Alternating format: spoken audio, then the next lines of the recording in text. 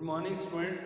आज के इस वीडियो क्लास में हम फॉर्मेशन ऑफ कंपनी के चैप्टर को कंटिन्यू करते हुए जो नेक्स्ट टॉपिक है legal position of the promoter, यानी जो प्रमोटर है, प्रवर्तक है, उसका कंपनी के अंदर लीगल पोजीशन क्या है और जो प्रमोटर है उसका ड्यूटीज़ क्या है, इसके बारे में हम डिटेल से समझेंगे। प्रमोटर्स के बारे में मैंने आपको लास्ट वीडियो में डिटेल से बताया था कि प्रमोटर वह व्यक्ति है जो कंपनी निर्माण के लिए, कंपनी फॉर्मेशन के लिए आइडिया कंसीव करता है, यानी अपने माइंड में आइडिया डेवलप करता है और उसके बाद जो उस आइडिया को रियलिटी में कन्वर्ट करता है और कंपनी का इस्टेब्लिशमेंट करता है या कंपनी का जो है रजिस्ट्रेशन या इनकॉर्पोरेशन करवाता है। तो इस प्रकार से प्रमोटर्स के जो फंक्शंस थे उनको हमने लास्ट वीडियो में समझा और यहाँ पर हम समझेंगे कि कंपनी और जो प्रमोटर है उनका एक दूसरे के साथ क्या पोजीशन है, क्या स्थिति है, और दूसरा जो प्रमोटर है उनके ड्यूटीज़ क्या है कंपनी के प्रति। तो आइए आज के इस वीडियो क्लास की शुरुआत करते हैं और सबसे पहले समझते हैं legal position of the promoter, यानी प्रमोटर का कंपनी के साथ किस प्रकार का रिलेशन है या किस प्रकार के जो रिलेशन या बॉन्डिंग जो है प्रमोटर और कंपनी शेयर करते हैं, तो उनको समझेंगे। तो देखिए सबसे पहले हम बात करते हैं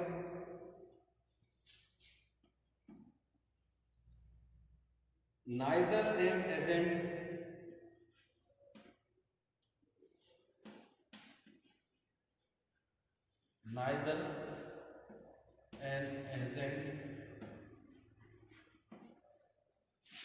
second,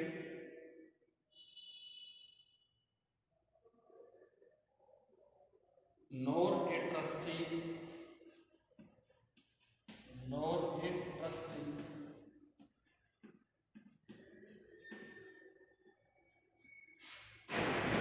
third point, fiduciary relation to the company, fiduciary relation to the company।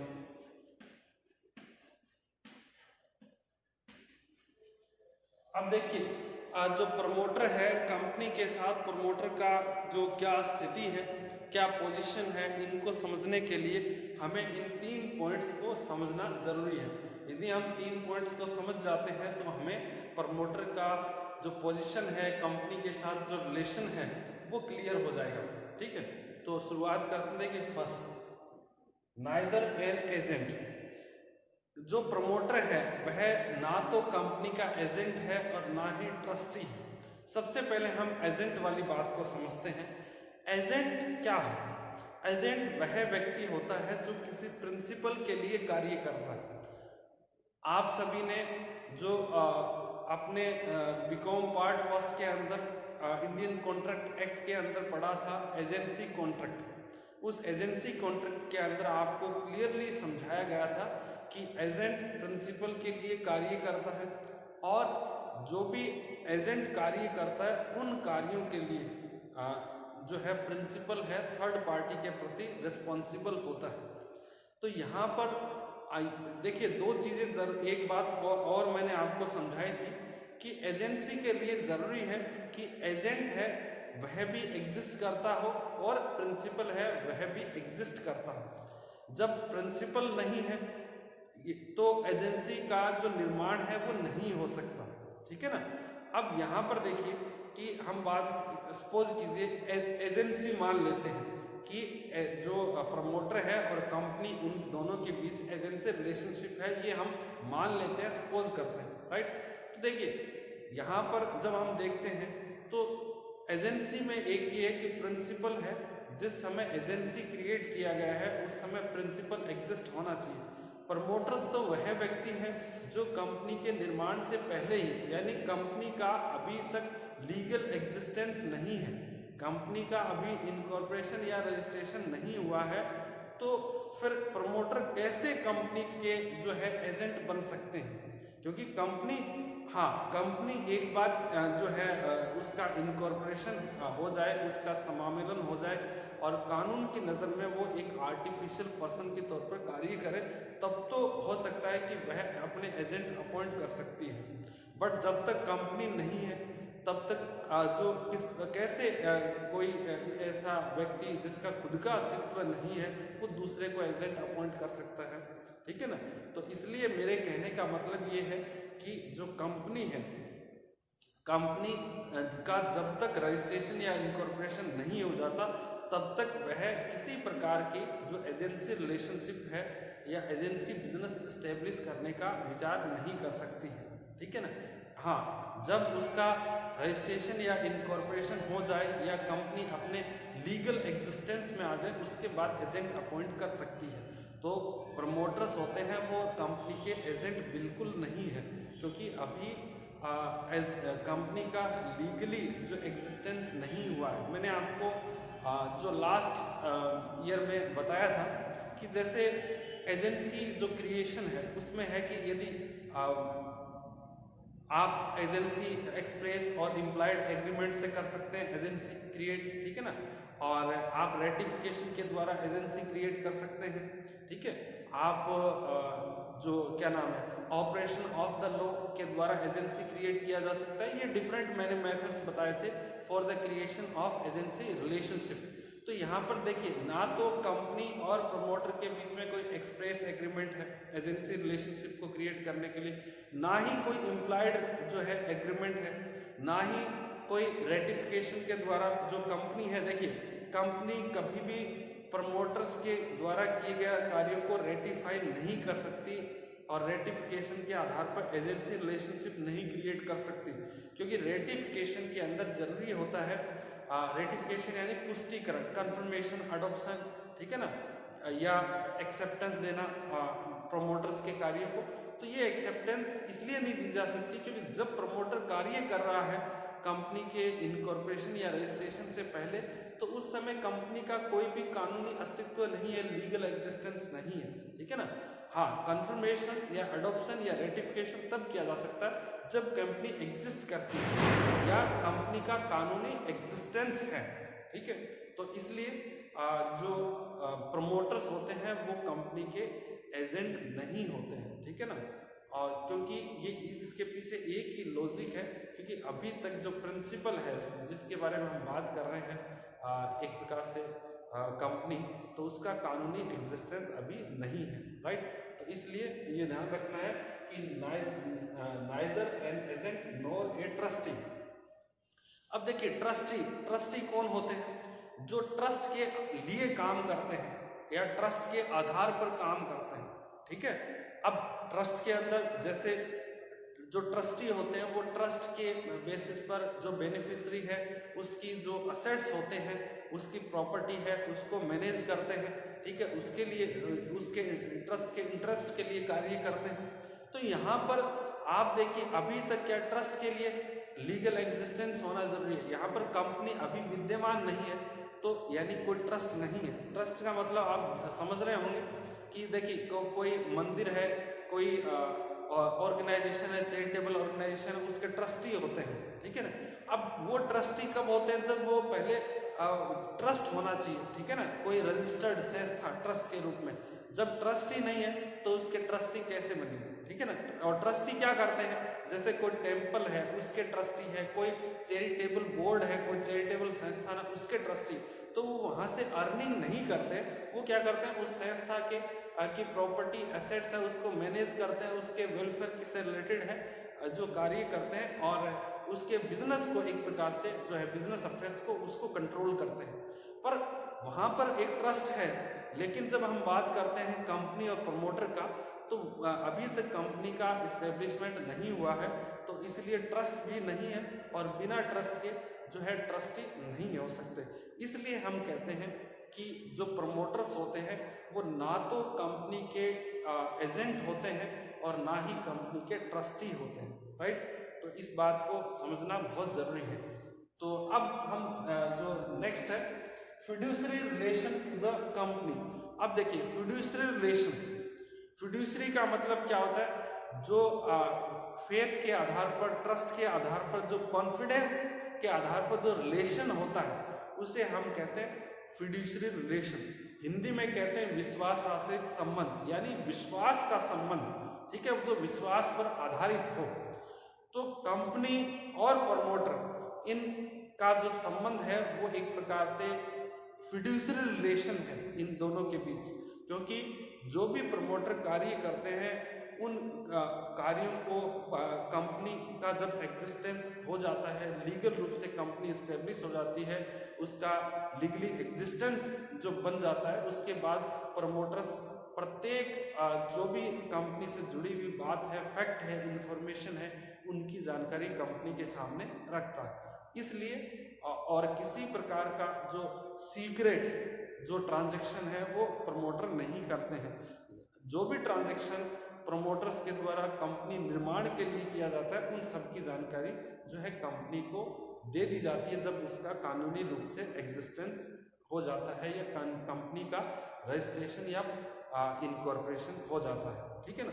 तो अब देखिए, अब हमें समझना है इन 3 पॉइंट्स के बेसिस पे कि प्रमोटर्स का कंपनी के केस में क्या स्थिति है, क्या पोजीशन है। लीगल पोजीशन की बात कर रहे हैं।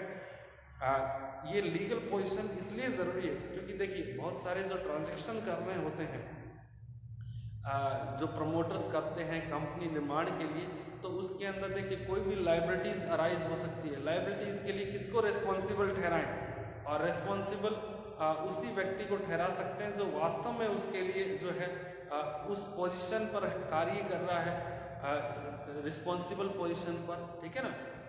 तभी उसको हम जो है जो थर्ड पार्टी के प्रति कोई लायबिलिटीज अराइज होती है उनके लिए हम जो है एक प्रकार से जो है उनको रिस्पॉन्सिबल जो है कह सकते हैं। तो यहाँ पर जो कंपनी के रूप में यदि हम बात करते हैं तो जो प्रमोटर्स होते हैं ना तो कंपनी के एजेंट है ना ही कंपनी के ट्रस्टी है, और केवल जो कंपनी और प्रमोटर्स के बीच फिड्यूशियरी रिलेशनशिप होता है। और फिड्यूशियरी रिलेशनशिप का मतलब है एक गुड फेथ का, एक ट्रस्ट का, एक कॉन्फिडेंस का रिलेशनशिप है, ठीक है। और उसी आधार पर प्रमोटर्स कंपनी के लिए कार्य करते हैं। तो उम्मीद है आपको प्रमोटर्स का कंपनी के साथ जो रिलेशन है उसको समझ में आ गया है। इसके बाद हम नेक्स्ट पढ़ेंगे ड्यूटीज ऑफ प्रमोटर्स, ठीक है।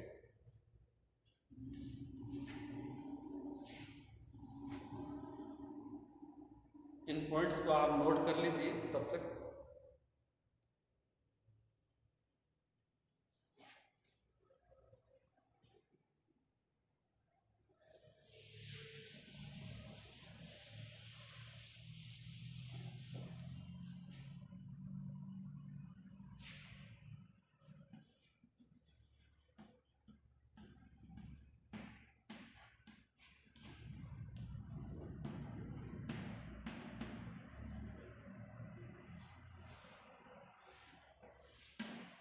ठीक है, जो प्रमोटर्स होते हैं उनका लीगल पोजीशन हमने समझ लिया।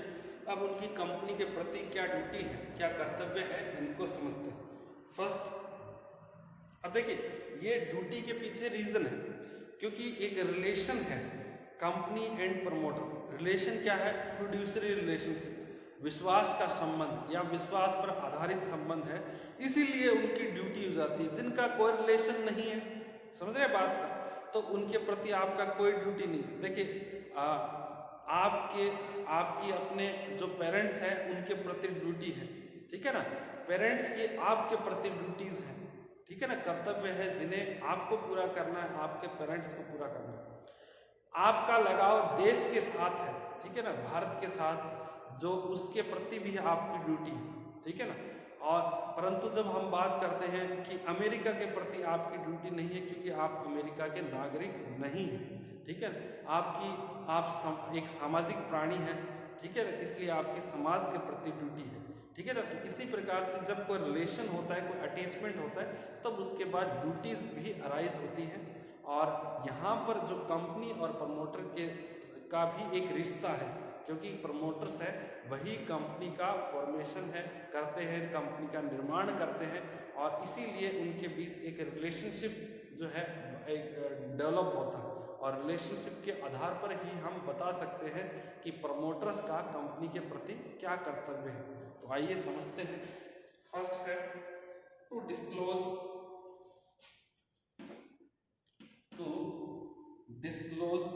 All material facts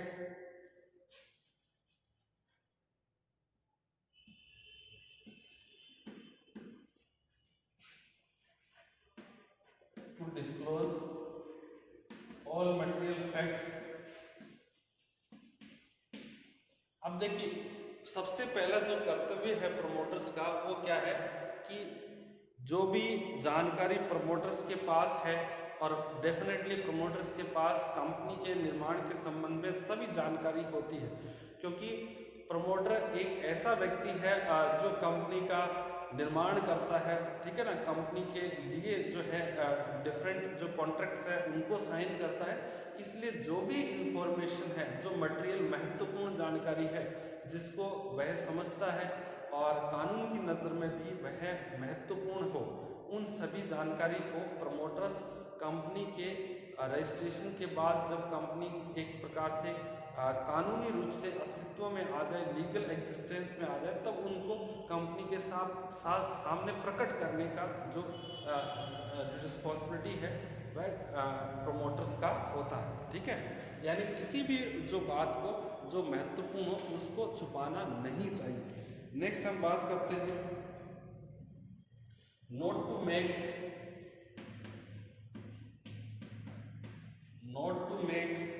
secret profit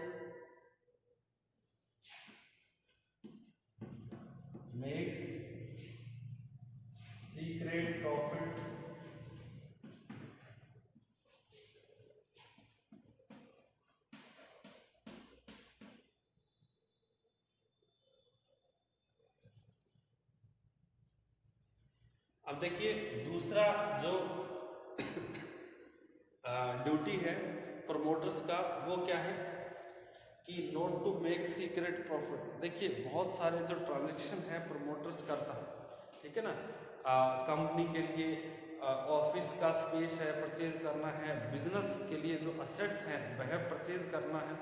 तो इस प्रकार से इतने सारे ट्रांजैक्शन है और यदि वो चाहे तो सीक्रेट प्रॉफिट है कमा सकता है, परंतु सीक्रेट प्रॉफिट यदि वो अर्न करता है तो फिर उस केस में कंपनी को जो भी लॉस होता है उस लॉस की भरपाई वह प्रमोटर से करवा सकती है, ठीक है ना। यानी कानूनी रूप से देखा जाए तो प्रमोटर्स को सीक्रेट प्रॉफिट अर्न करने की अनुमति नहीं है। वो चाहे तो जो है डिस्क्लोज करके, ठीक है ना, यानी कंपनी के साथ जो मटेरियल इंफॉर्मेशन है, महत्वपूर्ण तथ्य है, जानकारी है, उनको शेयर करके जो है प्रॉफिट कमा सकता है। प्रॉफिट कमाने से प्रमोटर्स को कोई नहीं रोकता, बट सीक्रेट प्रॉफिट कमाने पर रोक है कि प्रमोटर कभी भी किसी प्रकार का गुप्त लाभ है वह नहीं कमा सकता है कंपनी फॉर्मेशन के साथ कोई भी यदि सीक्रेट प्रॉफिट जुड़ा हुआ है। नेक्स्ट हम बात करेंगे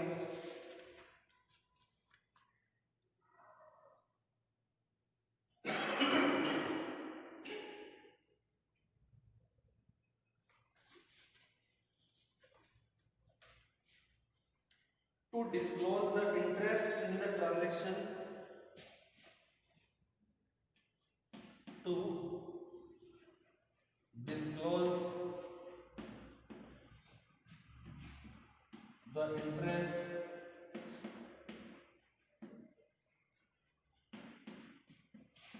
in transaction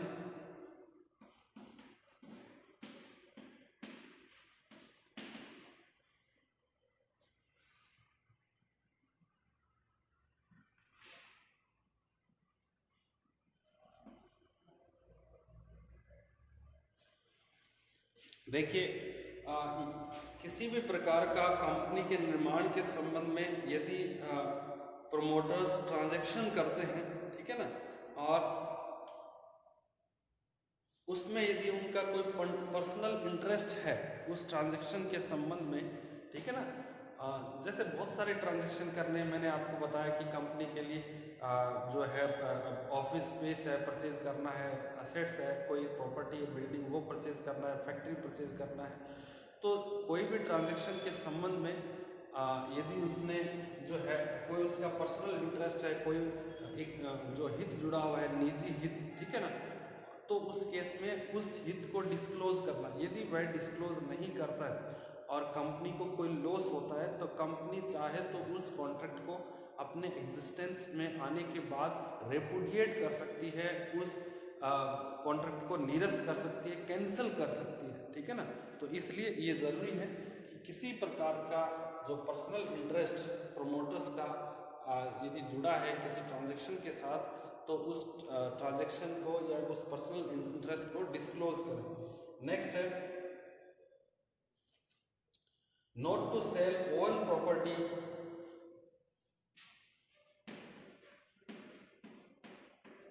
not to sell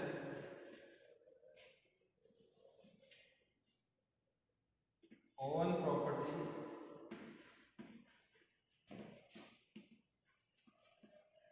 without informing।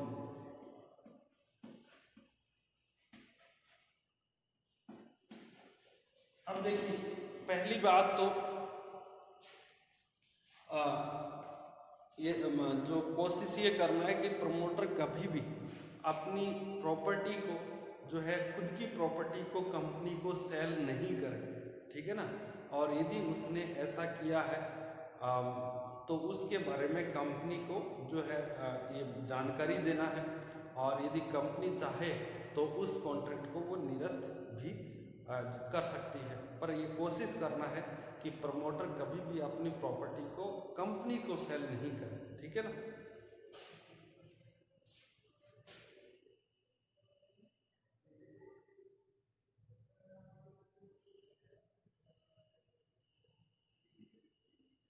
Next है to make full disclosure of the property, to make full disclosure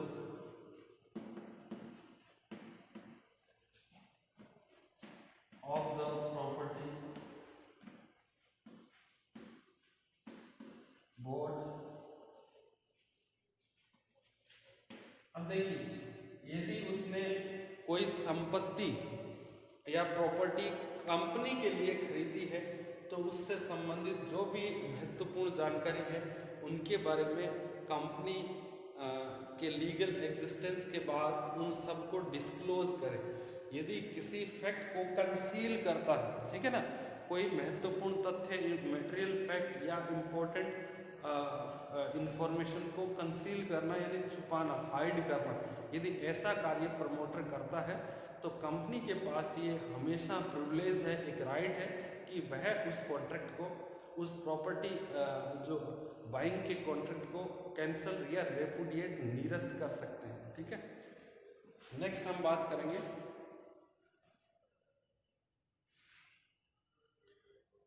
not to make unfair use of his position, not to make unfair use of his position।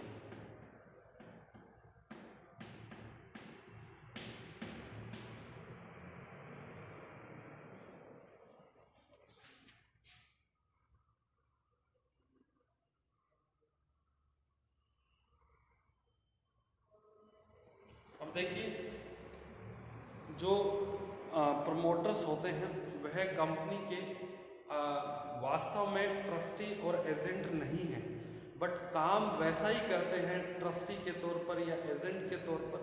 तो इसलिए promoters के पास company के संबंध में, company के formation के संबंध में कंप्लीट जानकारी होती है, और वो चाहे तो उससे डिफरेंट प्रकार से सीक्रेट प्रॉफिट भी कमा सकते हैं। लेकिन यहाँ पर एक बात है कि not to make unfair use of his position, परंतु ये याद रखना है कि प्रमोटर्स के द्वारा कभी भी अपनी पोजीशन का गलत इस्तेमाल नहीं करना है, ठीक है ना। नेक्स्ट है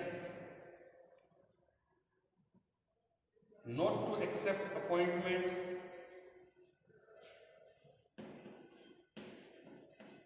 not to accept appointment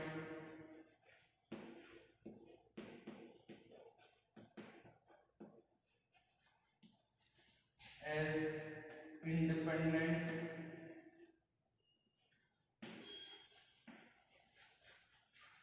independent directors। अब देखिए ये बात ध्यान रखना है, किसी भी प्रमोटर को यदि कोई व्यक्ति किसी कंपनी में प्रमोटर है या प्रमोटर था, दोनों बात है, ठीक है ना, या तो प्रेजेंट में है या पहले था, ठीक है ना, किसी भी रूप में, और उस कंपनी की में और उस कंपनी की किसी प्रकार की सब्सिडरी कंपनी के अंदर या होल्डिंग कंपनी के अंदर वह इंडिपेंडेंट डायरेक्टर का स्वतंत्र संचालक है उसके पद को ग्रहण नहीं कर सकता, यानी इंडिपेंडेंट डायरेक्टर नहीं बन सकता। एक बार मैं फिर रिवाइज करवा देता हूँ। यदि कोई व्यक्ति किसी कंपनी में किसी भी रूप में प्रमोटर का कार्य किया है या कर रहा है तो वह उस कंपनी में, उसकी किसी होल्डिंग कंपनी में या सब्सिडियरी कंपनी के अंदर इंडिपेंडेंट डायरेक्टर के पद को ग्रहण नहीं कर सकता है। नेक्स्ट हम बात करेंगे no to provide opportunity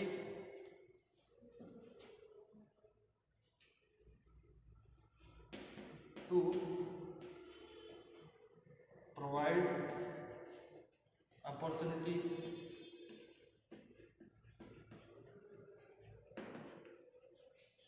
opportunity to exit from securities,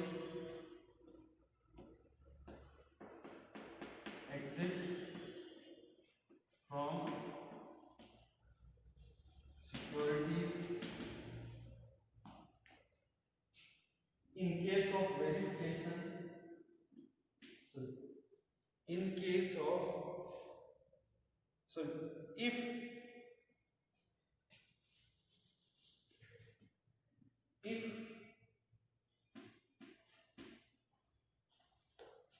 objects are changed,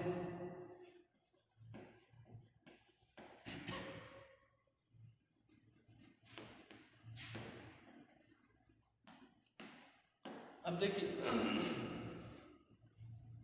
company का जब भी हम फॉर्मेशन करते हैं तो उसके लिए जो इनिशियल कैपिटल है उसका अरेंजमेंट है वो प्रमोटर्स के द्वारा किया जाता है। उसके बाद कंपनी के लिए जो पेडअप कैपिटल है वह जुटानी पड़ती है, वो कलेक्ट करनी पड़ती है, तो उसके लिए कैपिटल इशू करते हैं, सिक्योरिटी जो शेयर्स है वो इशू करते हैं, ठीक है।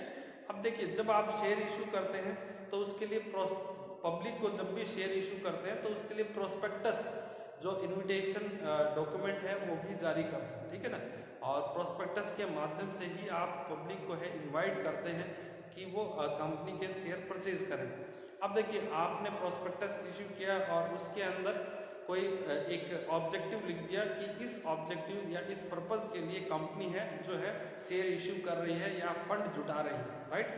अब क्या हुआ कि आपने जो एप्लीकेशन मनी है वो प्राप्त की, ठीक है, और उसके बाद आपका जो ऑब्जेक्टिव है वो आपने बदल दिया, राइट। पहले कुछ और ऑब्जेक्टिव था और अब कुछ और ऑब्जेक्टिव है। अब उस समय आपको क्या है कि ये ऑफर देना पड़ेगा, ये विकल्प ऑप्शन देना पड़ेगा उन सभी शेयर होल्डर्स को, उन सभी एप्लीकेंट्स को जिन्होंने कंपनी के शेयर परचेज करने के लिए अप्लाई किया है, एप्लीकेशन मनी डिपॉजिट की है, ठीक है, उनको ऑप्शन देना पड़ेगा कि जो भी लोग या जो भी एप्लीकेंट कंपनी में जो बदलाव किया गया है कंपनी के ऑब्जेक्टिव्स के अंदर, जो कैपिटल इशू का जो ऑब्जेक्टिव था उसमें चेंजेस किया गया है, यदि उस ऑब्जेक्टिव से सहमत नहीं है तो वो अपनी एप्लीकेशन विड्रॉल कर सकते हैं। समझ में आ रही है बात? देखिए, जब भी कंपनी शेयर इश्यू करती है तो सबसे पहला कार्य क्या है कि उसके लिए वह एक प्रोस्पेक्टस डिजाइन करती है, क्रय विवरण डिजाइन करती है, और उसके अंदर वो सभी जानकारियां होती है कंपनी के संबंध में और किस पर्पज के लिए उस पैसे को जो है या जो शेयर इश्यू किए जा रहे हैं वो पर्पज और ऑब्जेक्टिव क्लियरली डिफाइन किया जाता है। कंपनी केवल उसी पर्पज के अनुसार उस पैसे का यूज कर सकती है। समझ में आ रही? परंतु अब कंपनी ने प्रोस्पेक्टस तैयार कर लिया, उसको इश्यू कर दिया, और जो संभावित जो भी इंटरेस्टेड थे जो लोग, उन्होंने कंपनी के अंदर जो अप्लाई कर दिया शेयर्स खरीदने के लिए।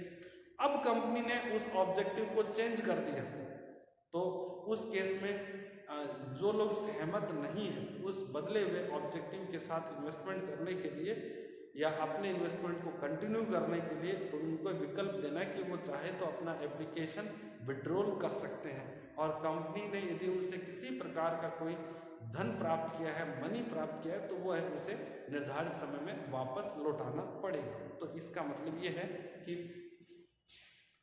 To provide opportunity to exit from the securities if objects are changed. Next हम बात करेंगे to provide opportunity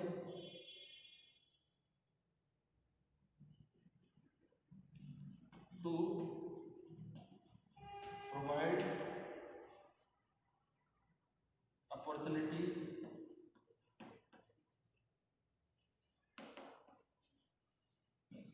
to exit from security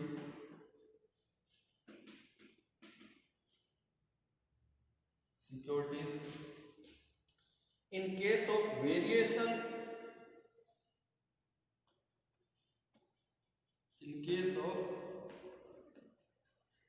variation in terms of contract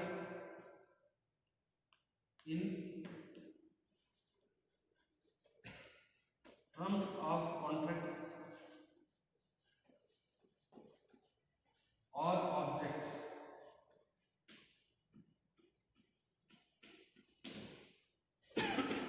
बहुत महत्वपूर्ण है, ध्यान से समझे इस बात को। लेकिन कुछ हद तक जो हमने 8 नंबर पॉइंट लिखा है उससे ही जुड़ा हुआ है। देखिए, यदि कंपनी ने सिक्योरिटीज और जो शेयर्स हैं वह इशू कर दी है और उसमें जो ऑब्जेक्टिव था पहले से डिफाइंड है, ठीक है। पहले वाले केस में क्या है, शेयर इशू नहीं, अभी तक अलॉटमेंट नहीं हुआ है, एप्लीकेशन प्राप्त हुई है। अलॉटमेंट से पहले कंपनी ने ऑब्जेक्टिव बदल दिया, तो उस केस में इन्वेस्टर को, जिन्होंने अप्लाई किया था, एप्लीकेंट्स को अवसर देना है कि यदि वो चाहे तो कंपनी में अपने जो इन्वेस्टमेंट को, एप्लीकेशंस को कंटिन्यू कर सकते हैं, और चाहे तो अपने पैसे को या एप्लीकेशंस को विड्रॉल कर सकते हैं। दूसरे केस में क्या, उन्होंने अलॉटमेंट भी कर दिया, ठीक है ना, और अलॉटमेंट कर दिया और उसके बाद जो है उन कंपनी ने ऑब्जेक्टिव चेंज कर दिया, या जो कॉन्ट्रैक्ट किया था शेयर को सेल करने के लिए, ठीक है ना, कैपिटल को इश्यू करने के लिए, उस कॉन्ट्रैक्ट में बदलाव कर दिया। तो देखिए, जो डिसेंडिंग शेयर होल्डर है, जो कि कंपनी के बदले हुए जो वेरिएशन किया है ऑब्जेक्टिव्स में या किसी प्रकार से जो कॉन्ट्रैक्ट्स में जो भी कॉन्ट्रैक्ट्स किया था शेयर होल्डर कंपनी के बेस, उसमें को बदलाव कर दिया है, तो उस केस में भी जो लोग एग्री नहीं करते हैं या कंपनी के साथ कंटिन्यू नहीं करना चाहते हैं इन्वेस्टमेंट को, उनको ये ऑप्शन देना है कि वो चाहे तो अपना इन्वेस्टमेंट विड्रॉल कर सकते हैं। और किस रेट पर वो विड्रॉल करेंगे, तो ये जो रेट है किस प्राइस पर, शेयर प्राइस पर वो अपने पैसे को जो है अपने सिक्योरिटीज को या जो इन्वेस्टमेंट है उसको विड्रॉल करेंगे, ये जो सिक्योरिटी की प्राइस होगी ये सेबी के द्वारा डिसाइड की जाएगी और सेबी के गाइडलाइंस के अनुसार ही वो विड्रॉल कर सकते हैं, ठीक है। लेकिन उनको इस प्रकार का ऑप्शन देना जरूरी है। ओके, नेक्स्ट है, नेक्स्ट और लास्ट है, मैं यहां पर लिख देता हूं, 10th नंबर पॉइंट है to attend before the tribunal, to attend before the tribunal.